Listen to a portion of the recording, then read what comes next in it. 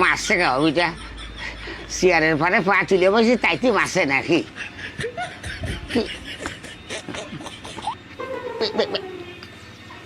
বিষয় দেখি রে পা লাভি বসে দিন দেখি তাও তো মেয়েই যাচ্ছে রে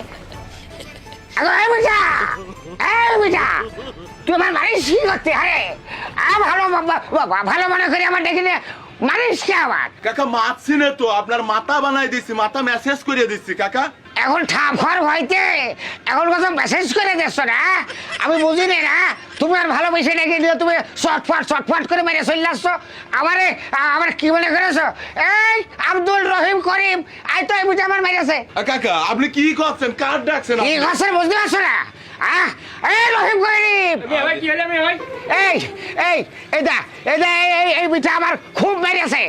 এই বিটা আমার একা পাইয়াজাম মেরেছে মাথায় এরম করে মেরেছে চুল ধরে ঘুরতে আছে তুই আমার চাচার গায়ে হাত দিলি কে কথার উত্তর থাকে তোর এত বড় ক্ষমতা আমার বিয়ে ভাই গায়ে হাত দিস তুই আরে ভাই আগে কথা তোর এই ক্ষমতা দিয়েছ কিনা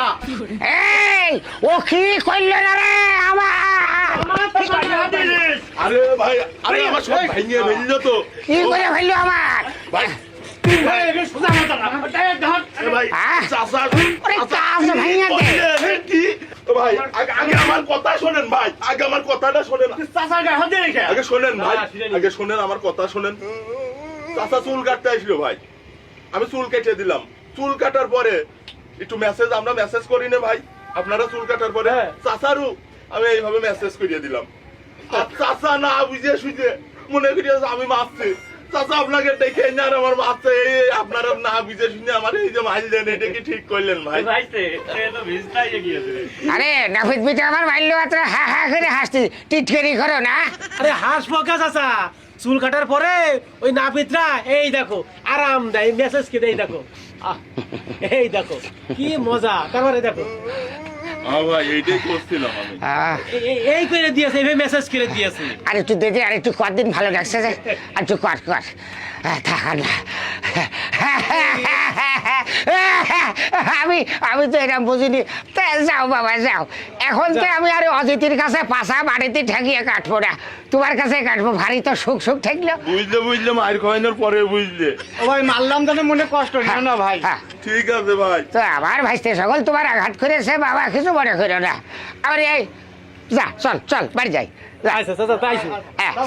হ্যাঁ আইসি নাও মনে তোমারটা খুঁজে নাও তা তোমার কত দেবো জানো মানে মারলাম আসলে আর ছেলে পেলে বোঝে টুকু টাকা ফল বোঝো তো তোমার কত দেবো